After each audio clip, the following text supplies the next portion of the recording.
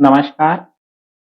मराठा विद्या प्रसारक समाज संस्था द्वारा संचालित KRT art, BH commerce and AM science अर्थात KTHM कॉलेज नासिक, विभाग हिंदी, कक्षा MA द्वितीय वर्ष, सेमेस्टर चतुर्थ। प्रश्न पत्र है हिंदी भाषा का ऐतिहासिक विकास। और आज हम मध्ययुगीन भारतीय आर्य भाषाओं की जानकारी प्राप्त कर रहे हैं। मैं डॉक्टर जगदीश परदेसी।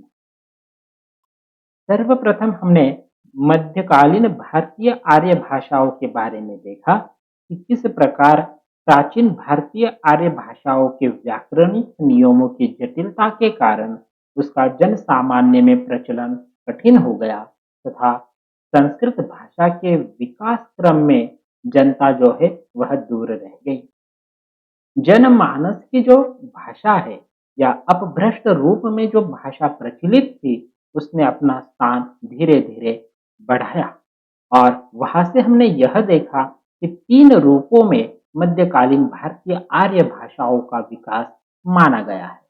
प्रथम है पाली, जिसका समय है 600 ईसा पूर्व से प्रथम शती तक। दूसरी है प्राकृत, प्रथम शती से लेकर छठी शती तक। तीसरी है अपभ्रंश, छठी शती से लेकर 10वीं शताब्दी तक। इस प्रकार का यह विकास क्रम हुआ है। पिछली तासिका में हमने पाली इस भाषा के बारे में जानकारी प्राप्त की। आज हम प्राकृत भाषा के बारे में जानकारी हासिल करने वाले हैं। आइए देखते हैं प्राकृत भाषा के बारे में जानकारी। प्राकृत भाषा प्रथम शती से छठी शती तक का यह समय महत्वपूर्ण माना गया है। मध्यकालीन भारतीय आर्य भाषा के विकास का दूसरा चरण प्राकृतों का है। प्राकृतों के विकास के साथ भाषाओं का क्षेत्रीय आधार स्पष्ट होने लगा। प्राकृत महावीर जैन के उपदेशों के साथ ज्ञान, दर्शन और साहित्य की भाषा भी बने। प्राकृत का अर्थ है सामान्य जन की भाषा। प्राकृत जनाना भाषा प्राकृतम। कुछ लोग इसे प्रकृति या मूल से उत्पन्न अर्थात संस्कृत से विकसित मानते हैं। पहले अर्थ के अनुसार वैदिक भाषा भी प्राकृत थी जो बाद में साहित्यिक बनी। पाली का वैशिष्ट पहले शती से कम होने लगा और उसके स्थान पर प्राकृत का प्रयोग बढ़ा।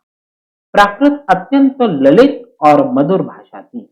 इसका साहित्य विपुल था तथा श्रृंगार की दृष्टि से उसका संस्कृत से भी अधिक महत्व था। सेतुबंध, गौड़ वह, गाहा सतसई, बज्जा, लग्न प्राकृत की प्रमुख रचनाएं हैं।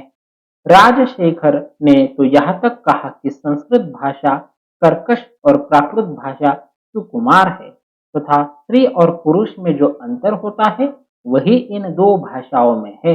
इसके विषय में कहा गया है अमिय पाव कवब पड़ऊ तो ए जानसी कामस्स तंत तंती पुनंती ते कहन लजंसी। कालिदास के नाटकों में निम्नवर्गीय पात्रों ने प्राकृत का ही प्रयोग किया है। धार्मिक दृष्टि से जैन धर्म के उपदेश प्राकृत भाषा में ही मिलते हैं। अब हम प्राकृत भाषा के जो प्रमुख भेद है वह देखते हैं। प्राकृतों के देश भेदानुसार अनेक रूप मिलते हैं, जिनमें पैशाची, अर्धमागधी, मागधी, चौरसेनी और महाराष्ट्री प्रमुख है। कालांतर में उन्हीं प्राकृतों से आधुनिक भारतीय आर्य भाषाओं की क्षेत्रीय बोलियों का विकास भी महत्वपूर्ण माना गया है। आइए देखते हैं कि कौन कौन सी जो प्राकृत के प्रमुख भेद है वह और उनका महत्व। पहले आ जाती है पैशाची। पिशाचों की भाषा थी। पिशाच उन अनार्यों को कहा जाता था जिन्होंने आर्य संस्कृति को पूरी तरह नहीं अपनाया था। सिंध, बलूचिस्तान और कश्मीर की भाषा पैशाची थी। पैशाची में कल्हन की राजतरंगिनी तथा गुणाढ़ की बृहद कथा लिखी गई है। पैशाची का मूल रूप आधुनिक युग में प्राप्त नहीं है। दूसरी है मागधी। मगध और उसके पूर्व की भाषा को कहा गया है मागधी। बिहारी, हिंदी, बंगला, उड़िया तथा असमी का विकास इसी भाषा से हुआ है। इसमें र की जगह ल मिलता है तथा विसर्ग के स्थान पर ए का प्रयोग किया जाता है। अन्य विशेषताएं महाराष्ट्री भाषा की समान ही है। आगे है अर्धमागधी। अवध और काशी जनपदों की भाषा थी। पूर्वी हिंदी का विकास अर्धमागधी से हुआ है। इसका झुकाव शौर सेनी की ओर अधिक है और मागधी की ओर कम। इसमें स्वर मध्यम व्यंजन के स्थान पर यह मिलता है सागर, सायर। इसमें द्वंद्व ध्वनिया का मूर्धन्यीकरण विशेष उल्लेखनीय है। इसमें अनेक साहित्यिक ग्रंथ भी लिखे गए हैं। अगली भाषा है चौथी शौर सैनी। शौर सैनी पश्चिमी उत्तर प्रदेश, कुरु और पंचाल जनपद की भाषा थी तथा पश्चिमी हिंदी की बोलियों का विकास इसी प्राकृत से हुआ है। शौर सैनी में केवल स मिलता है, अन्य विशेषताएं समान हैं।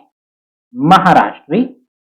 महाराष्ट्री को उस युग की प्रमुख प्राकृत माना जाता है। प्राकृत का अधिकांश साहित्य महाराष्ट्री में ही लिखा गया है। विद्वानों ने इसे महाराष्ट्र की प्राकृत कहा है। महाराष्ट्राश्रया भाषा प्राकृतम बिंदु, किंतु डॉक्टर मनमोहन घोष ने इसे उत्तरकालीन शौर सैनी कहा है। भरत तथा प्राचीन प्राकृताचार्यों के ग्रंथों में महाराष्ट्री का नामोल्लेख नहीं मिलता। हर्नले का मत है कि महाराष्ट्री किसी क्षेत्र की भाषा नहीं थी, अपितु यह पूरे महान राष्ट्र की भाषा थी। वस्तुतः प्राकृत की सारी विशेषताएं महाराष्ट्री में ही मिलते हैं तथा अन्य प्रकृतें अपना एक क्षेत्रीय आधार मात्र रखती है। बाद में महाराष्ट्री और प्राकृत पर्याय हो गए। इससे प्रतीत होता है कि प्राकृत की विभिन्न भाषाओं के आधार पर महाराष्ट्री प्राकृत का विकास हुआ था। जो विशेषताएं हैं वह भी महाराष्ट्री भाषा में अधिक दिखाई देती हैं। आइए इस भाषा की जो विशेषताएं हैं प्राकृत भाषा की उसे भी समझते हैं। प्राकृत की कुछ विशेषताएं इस प्रकार बताई जाती हैं। प्राकृत ने पाली के ध्वनिगत नियमों को तीव्रता से आगे बढ़ाया। संस्कृत के री, री, लू, लू, ए, औ, श और संयुक्त व्यंजन उसी तरह परिवर्तित होते रहे। री के स्थान पर कहीं ई, कहीं पर ओ और कहीं री हो गया। घृणा, घृणा, ऋतु, ऋषि, ऋषि। प्राकृत में मूर्धन्यकरण की प्रवृत्ति और बढ़ गई। पड़िय, दोला, डोला, तान, थान, नाम, नाम, स्थिति, थिय, पठित। इस प्रकार से यह परिवर्तन दिखाई देते हैं। पाली में जो प्रवृत्तियां थी वे पाली में नियम बन गए।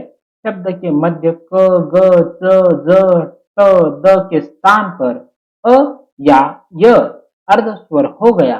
कोकिल, कोअल, नगर, नयर, वत्सन, वयन। इस नियम में अनेक शब्द प्रयोग हान या हा गए तथा स्वरों की संख्या बढ़ गई है। जैसे ऋतु, उ, अति, अश, टा का डा तथा ठ का ध हो गया।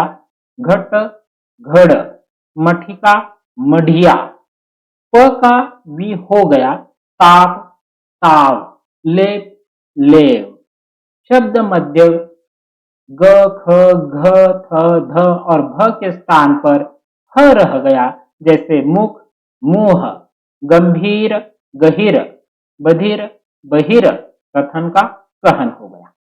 या का कभी ज और व का बाहो, गया, यह, जब। इस प्रकार परिवर्तन दिखाई देते हैं। प्राकृत में व्याकरणिक नियमों में और सरलता आई है। संस्कृत के संधि नियम शिथिल हो गए और अनावश्यक प्रतीत होने लगे। केवल 4 लकारें रह गई। भूतकाल के 3 भेदों के स्थान पर केवल 2 भेद रह गए हैं। इस प्रकार की प्राकृत की कुछ विशेषताएं बताई गई है। यहाँ पर प्राकृत की विशेषताएं हमने देखी, प्राकृत के बारे में हमने जानकारी हासिल की। यहाँ पर हम रुकते हैं। धन्यवाद।